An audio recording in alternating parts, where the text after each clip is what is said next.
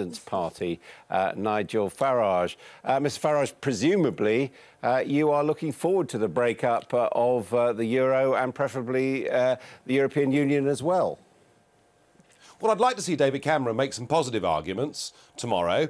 I'd like him to say to the 17 Eurozone members who are on the verge of abolishing national democracy, please don't do this, guys. It's a huge error. It will lead not just to the rise of extremist parties, but it will probably lead to huge violence and possibly even a revolution in countries like Greece. I'd love him to say that. But yes, I honestly, if even I had some residual sympathy for the European Union, it went when the democratically elected governments of Greece and Italy were removed by the bully boys of Brussels and replaced by their own lackeys. The sooner this thing breaks up and the sooner we get back to a Europe of sovereign nation states cooperating together, trading together, being good neighbours with each other, but running their own affairs in a democratic manner, I will be delighted. I've got to put it to you that I've just been speaking to people in Athens and in Rome, and their argument is that these governments were ratified by elected parliaments, that they're there for a temporary period, and that they are therefore democratic. I mean, at least, I suppose, as democratic as members of the House of Lords sitting in the British cabinet. Listen, Mario Monti, the Prime Minister of Italy, now has a cabinet, not one of whom has been elected and is directly accountable. So I don't buy that argument at all. And really what you've had on this programme tonight, from Athens, from Rome, and mostly from Brussels, are members of the political class who invented the euro, who have been the architects of this failure, and nobody in these countries actually is having the courage to stand up for national democracy. The political class has never been more out of touch with public opinion, with business opinion, and I think we're going to see some very, very radical political changes over the next few years. These people have simply failed.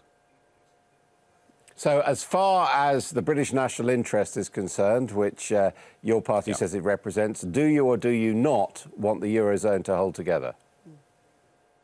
I think the worst thing that could possibly happen is if countries like Greece and Portugal are kept inside this economic prison of the euro.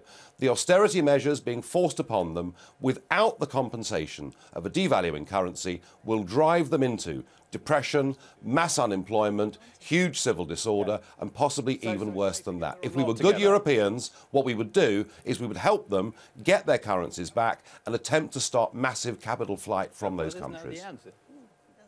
What is the answer of Mr. Farage? I know Mr. Farage because we have many debates in the Parliament. Yeah. Okay, so, what is the answer? You want the breakup of the euro? Is that what you want? I want the countries that should never have joined the euro. The most important trading partner of Britain is the eurozone. So you find that the British interest? Mr. Farage? Listen, my dear Mr. Verhofstadt, whether Britain is a member of the EU or not, Mercedes will go on selling their cars in Britain and will buy French wine and will go on doing business. I had a meeting with some Swiss people yesterday. They were astonished that we were talking about trade, as they say. Only they have nothing to do with the EU, but they trade with them. Only exports from Britain to and Switzerland, Norway but and not to the other countries. That is what you want. Iceland are in the European Economic Area. And the EU is negotiating separately 60 free trade deals around the rest of the world. We don't need to be part of a political union. Mr. Cameron, if you allow me, is more intelligent as Mr. Farage on this, and that he is not continuing to block a solution. Because the solution is very clear. If Mr. Cameron is really want to block the solution now on Friday in Brussels, what shall happen is that the 17 members of the Eurozone shall go forward with more it's going to be a two-speed Europe. Come on, that's then a decision taken by the British government, because the British government can come into the euro. They are allowed to come in the euro to strengthen the euro, even if they have a public debt that is higher than the others. Speaking for the Conservatives, no chance of the UK joining the euro. We have seen the mistakes that have been made, and we surely don't want to repeat the problems, I can assure you. Well, you have a public debt with high... But your position is different from the UK Independence Party. You do want to support the Eurozone integrating further.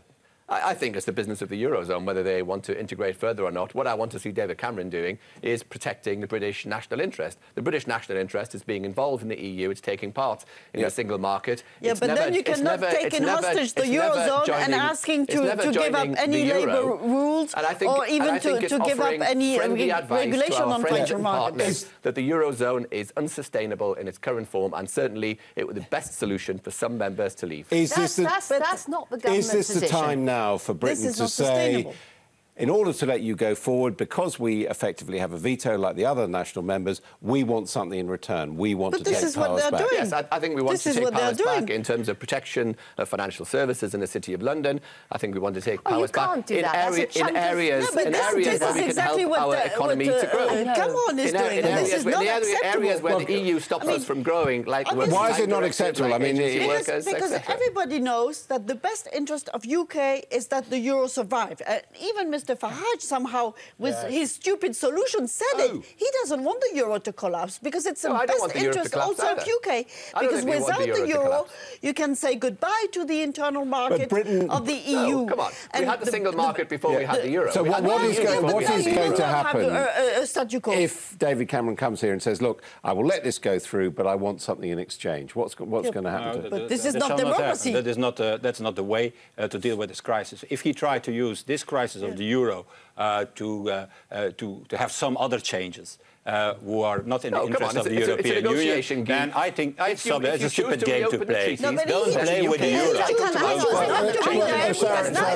I think let Sharon speak, because this will cause problems in the coalition as well, won't it? Well, I think you've got to realise that all leaders, and it's a very bad thing, are left pandering to their own national populations. Why is it a bad thing to be accountable to your own national population, accountable is one thing, but actually pandering to an opinion where you have not actually put forward the argument. What I'm going to say is Merkel has to say that the ECB can't intervene in a quantitative easing, and she has to say that there isn't going to be a transfer union. Sarkozy has to say that France can't give up control and more sovereignty and intergovernmentalism. And in the UK... They're democratic elected leaders you've had your go. And in the UK, Cameron says that he has to go for repatriation. Well, I'll tell you, all three